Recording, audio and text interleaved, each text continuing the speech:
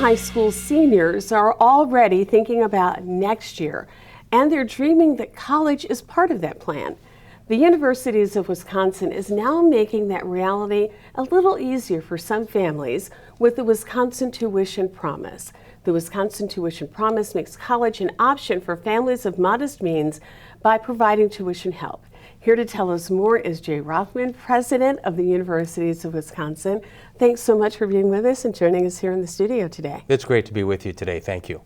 Tell us a little bit more about the Wisconsin Tuition Promise and how people find out if they're eligible. Yeah, the Wisconsin Tuition Promise is a program that we brought back for the fall of 2025, applicable to students coming from families with $55,000 or less in adjusted gross income. And we are helped by Ascendium Education Group, which gave us a grant to help fund part of it. UW System Administration funded part of it, and the campuses are funding part of it. But it's really an opportunity to try to give students in lower socioeconomic means the opportunity and get them the opportunity they have for a college education, the social mobility that comes with that. So we're really excited about that, and it ties directly into our new Direct Admit Wisconsin program as well.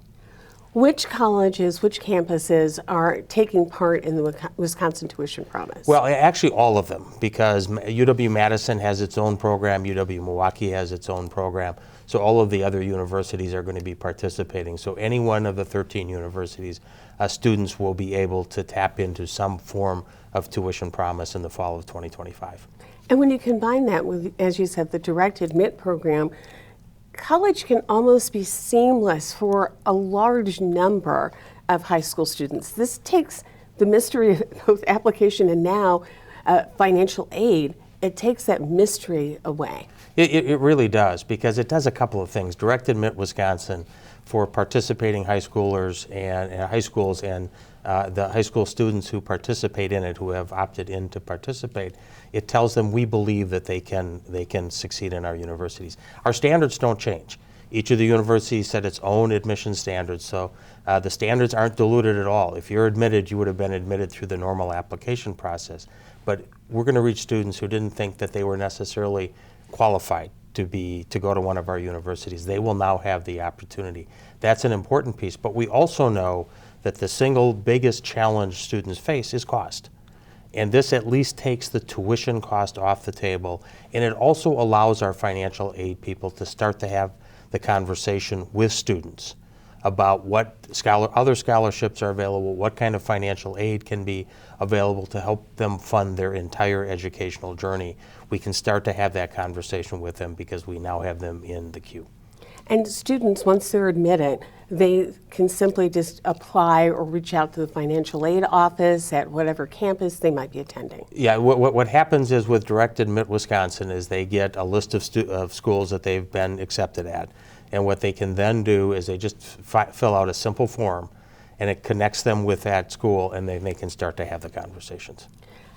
Is the goal that this either pays for a student's entire tuition, or is it really designed to be, for some students, that last dollar in, the last bit of money after they look at financial aid packets and grants that comes in to help them get to college? This is a last dollar program. So after a Pell Grant, for example, after a Wisconsin grant, this would top it off, so that the student will not have any tuition dollars that they will have to pay. And obviously, they still have housing, they still have books and other fees associated with it, but this takes tuition off the table, and that's a great starting point for us, because we are trying to get as many students that are eligible to come to our universities and get the opportunities that college education can deliver for them, because we know the economic value to it is extraordinary. We know the social impact, the social mobility is so important. So we're really excited about being able to offer this. Now, this is this next cohort.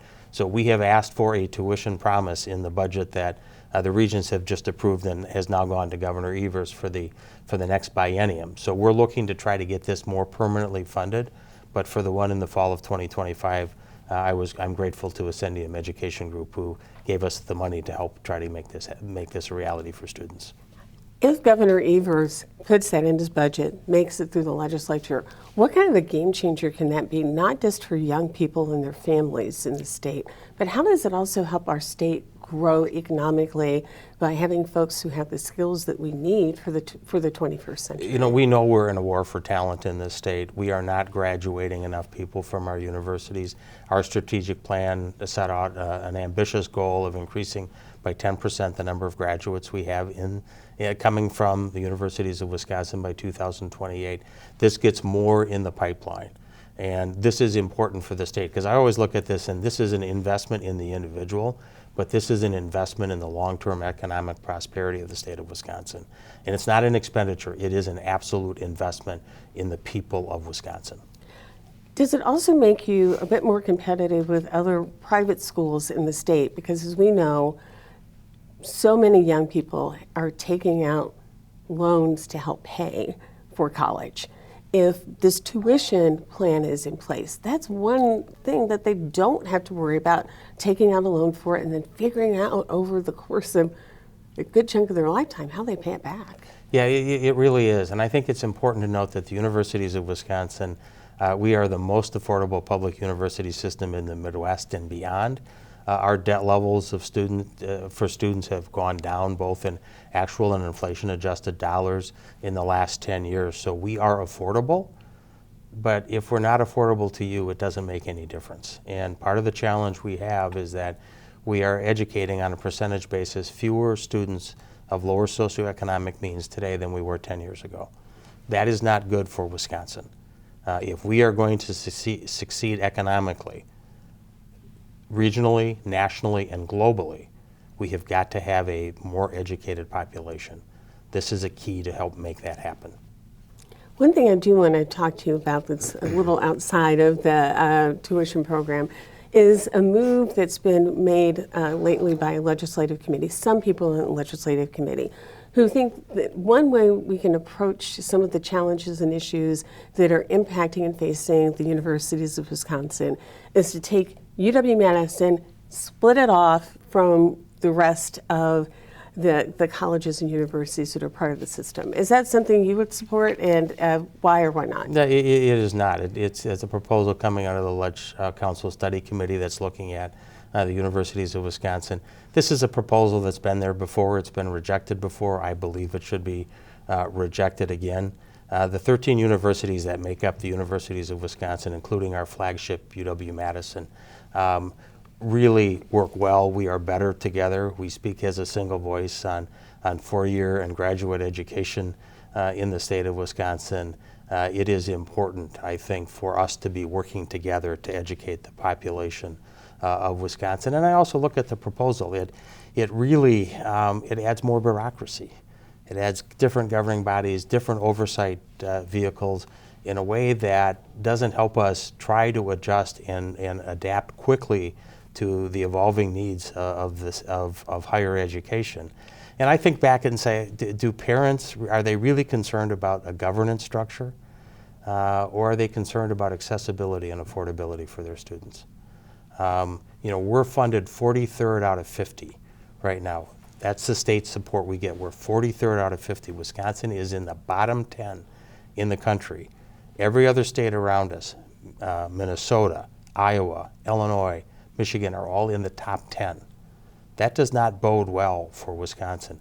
That's what we ought to be focused on. Governance issues are all very interesting. Parents are worried about accessibility and affordability, as are their students. That's what we should be worried about.